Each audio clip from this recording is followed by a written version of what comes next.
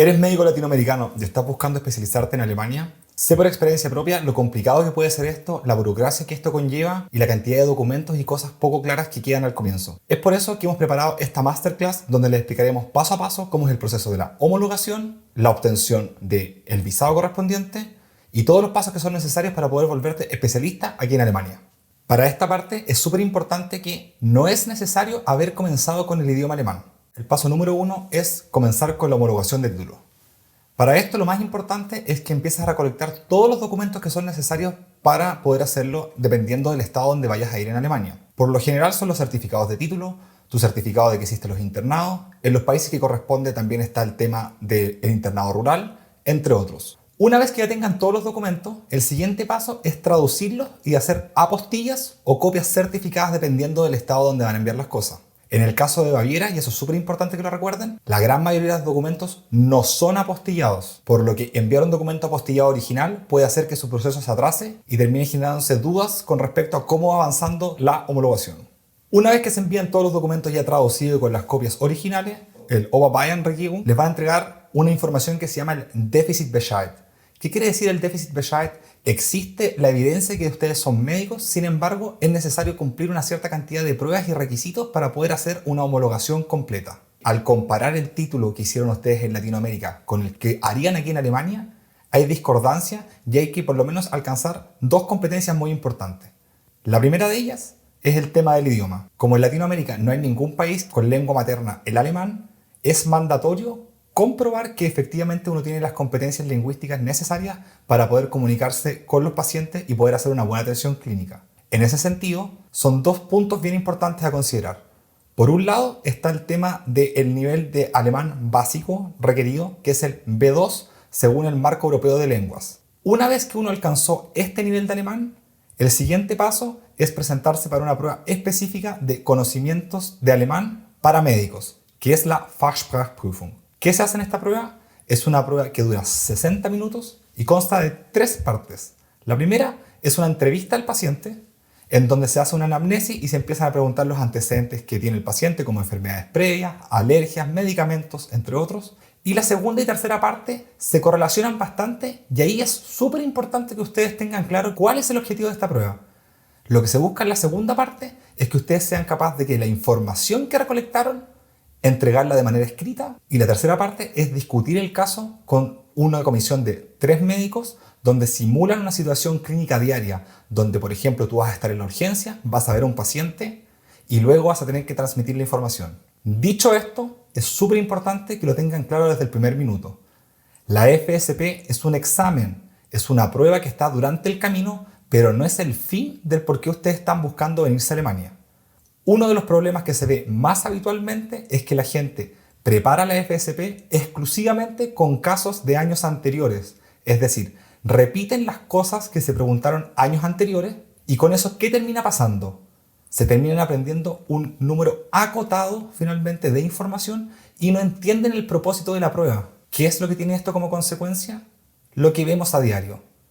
Colegas de Latinoamérica y de otras partes del mundo se encuentran aquí en Alemania y no pueden comenzar a trabajar pese a que los requerimientos básicos que serían tener la FSP y el B2, que ya estábamos diciendo que lo habían tenido previamente, están a disposición. Sin embargo, no les entregan una Berufserlaubnis porque aquí en Alemania lo más importante es entender que la forma en que te van a seleccionar para poder empezar tu especialidad va a ser a través de una entrevista de trabajo. No basta simplemente con tener una prueba aprobada, porque eso no garantiza que finalmente ustedes puedan empezar a ejercer como médicos acá.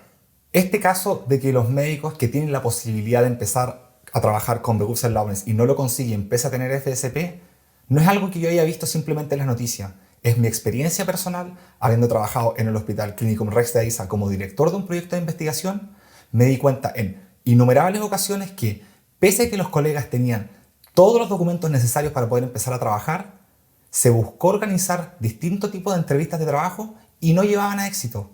¿Y cuál era la causa? Que en el minuto que los entrevistaban no tenían las competencias para poder comunicarse con el resto de los pacientes. Eso genera una inseguridad.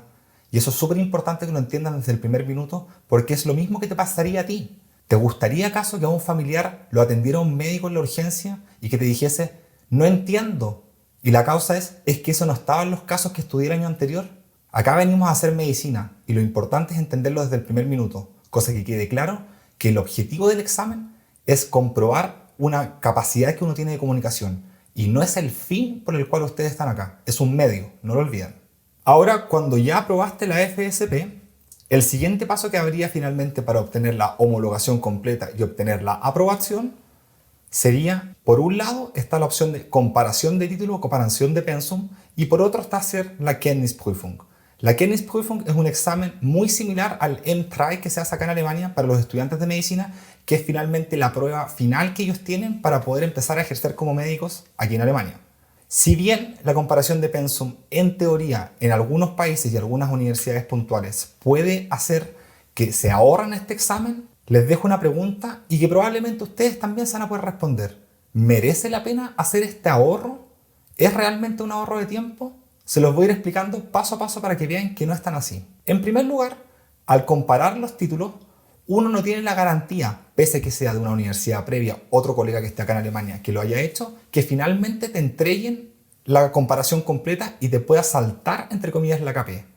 Eso quiere decir que puedes estar perdiendo tiempo y perdiendo dinero que nadie te va a devolver. Y eso no es un cuento, muchachos.